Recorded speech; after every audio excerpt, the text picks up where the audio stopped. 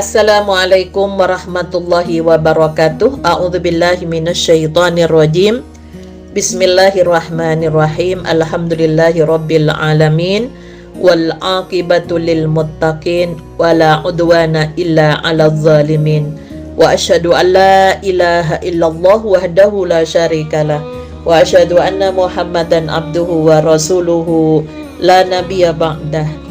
Pemirsa dan pendengar yang dirahmati oleh Allah, kajian Adabul Mar'a fil Islam kali ini tentang pergaulan muslimah di dalam rumah tangganya, baik sebagai putri, sebagai istri maupun sebagai ibu.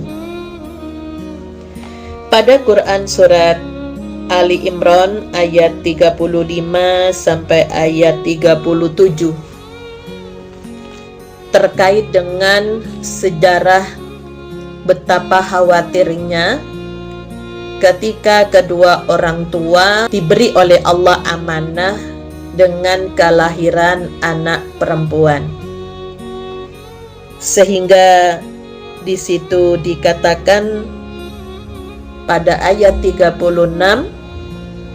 setelah istri Imran bernazar anak yang dilahirkannya itu adalah laki-laki yang tentunya menjadi hamba yang mengabdi baik sebagai nabi atau rasul, ternyata yang dilahirkan itu berjenis kelamin perempuan, sehingga dia mengatakan walaisa dzakaru kal unsa, bukankah laki-laki tidak sama dengan perempuan, karena perempuan tidak bisa menjadi rasul Allah.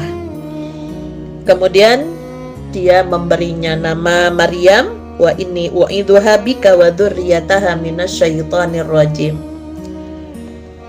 dan aku mohon perlindunganmu untuknya dan anak cucunya dari gangguan setan yang terkutuk. Jadi rasa khawatir seperti apa yang disampaikan oleh Rasulullah berkaitan dengan an-nisa habailus syaitan, perempuan itu mudah menjadi jejaringnya syaitan. Nah, maka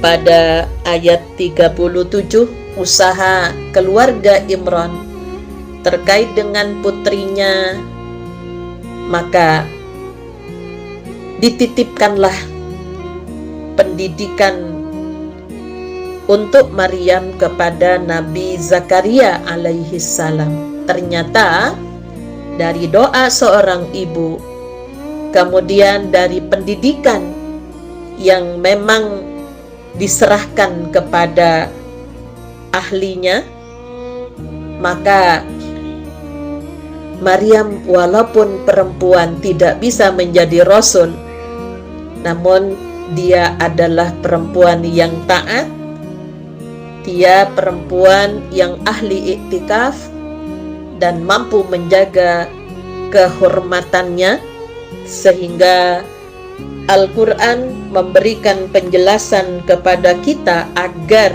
sebagai putri tirulah Maryam yang difirmankan oleh Allah pada Quran surat At-Tahrim ayat 12.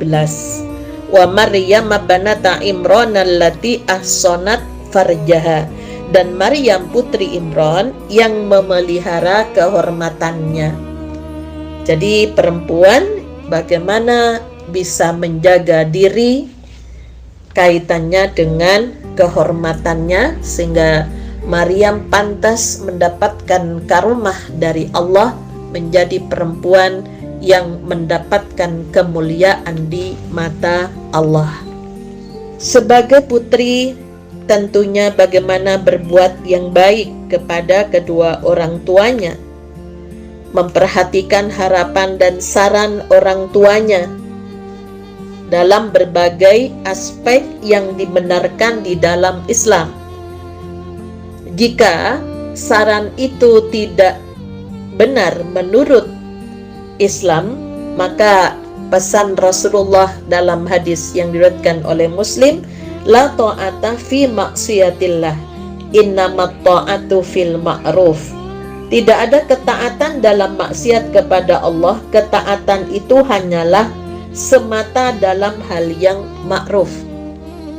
Jadi tetap menghormati, tapi yang tidak dibolehkan adalah taat. Kemudian menghormati dan memuliakan kedua orang tuanya di dalam berkomunikasi, dalam bersikap. Jadi dengan menggunakan komunikasi qaulan karimah, kata-kata yang memuliakan orang tua walaupun tidak sependapat. Kemudian membantu orang tua dan mendoakan. Ketika orang tuanya masih belum menjadi orang tua yang solih dan solihah, maka doakan semoga Allah memberikan hidayah agama dan taufiknya. Yang kedua, ya, didoakan agar supaya orang tua diampuni segala dosa-dosanya. Kemudian yang kedua, setelah perempuan itu menikah, tentunya kedudukannya menjadi istri. Bagaimana pergaulan dengan suaminya, yang tentunya pesan Allah pada Quran surat At-Tahrim ayat 10 dan ayat 12. Bagaimana agar supaya perempuan seperti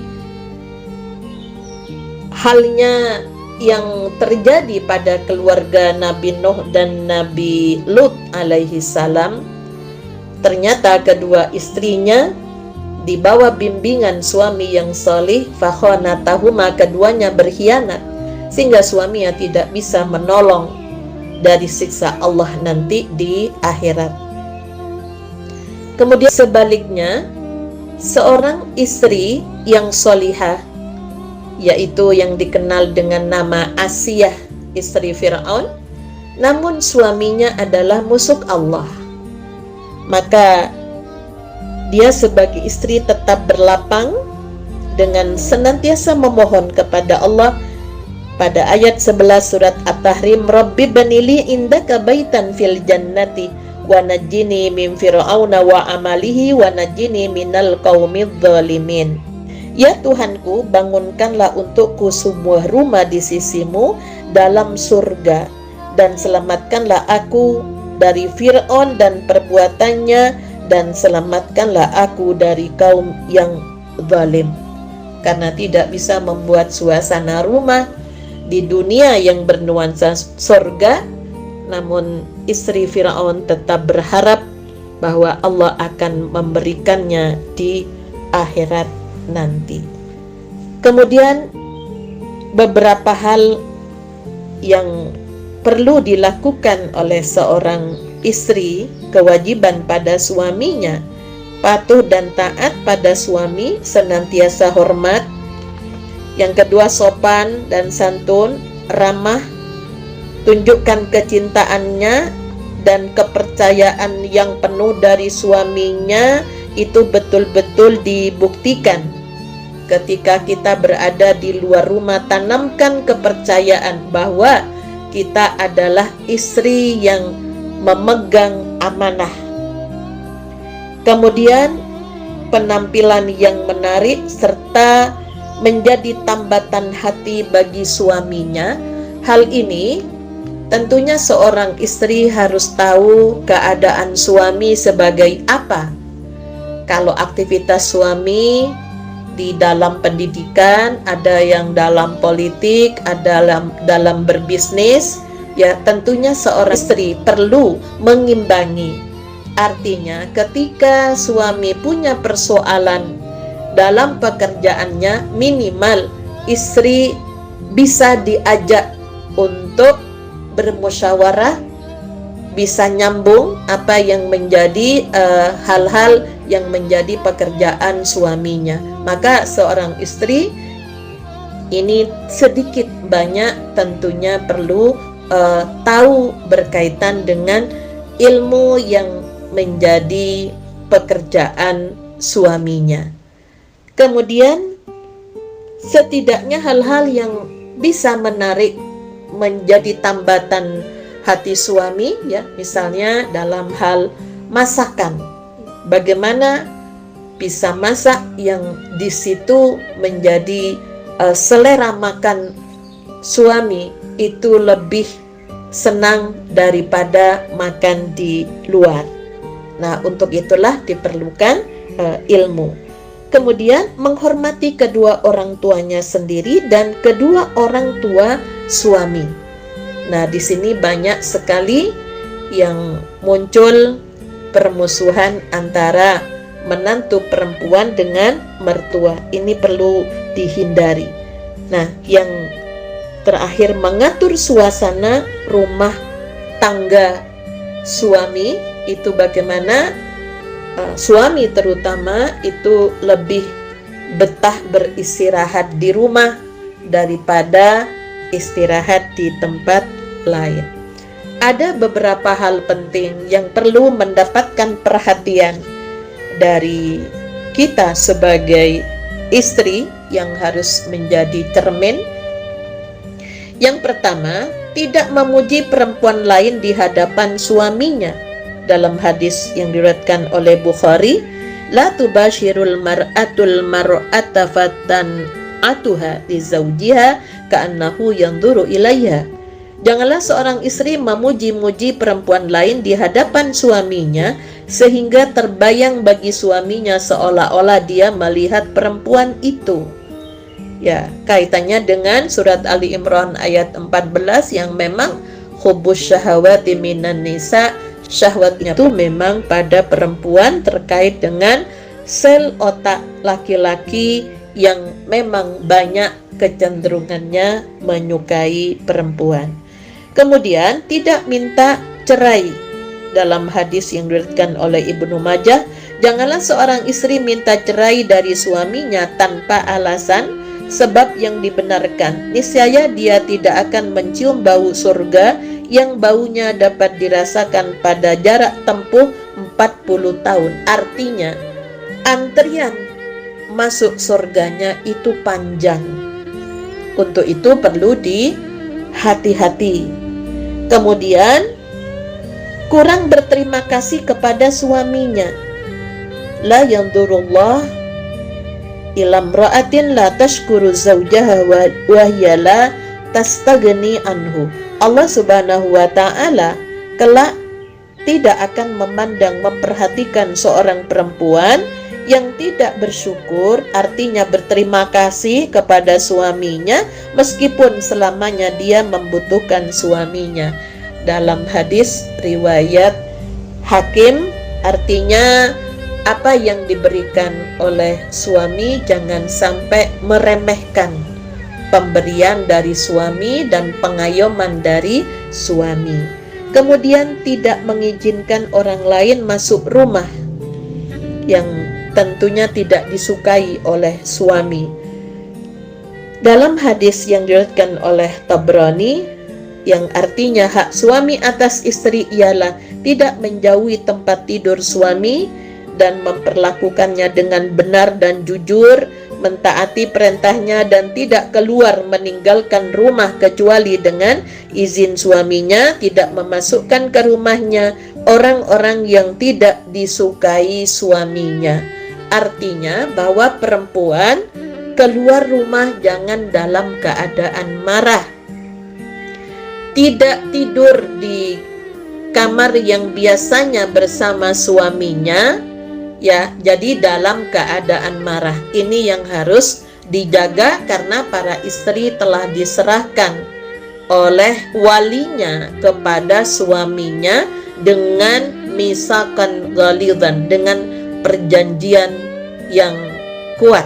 Nah, untuk itulah maka yang menyebabkan adanya aturan-aturan itu karena perempuan diserahkan oleh walinya, sehingga itulah perlu dihati-hati. Kemudian bersedekah tanpa seizin suaminya, di mana harta itu adalah harta suami. Kalau hartanya sendiri ya tidak masalah ya. Dalam hadis yang diriwayatkan oleh Ahmad, La yajuzu limra'atin atiyatin illa biidzni zawjiha. Tidak dibenarkan seorang perempuan memberikan kepada orang lain dari harta suaminya kecuali dengan seizin suaminya, karena nanti akan menjadi bahan pertengkaran di dalam keluarga kalau tidak meminta izin. Kemudian di akhir-akhir ini hindari acara reuni yang tidak bersama keluarga. Artinya kalau ada acara reuni apalagi keluar kota, maka yang bagus mengajak suaminya. Kalau nggak ada suaminya, ada anaknya atau saudaranya yang di sini menjaga kaitannya dengan fitnah.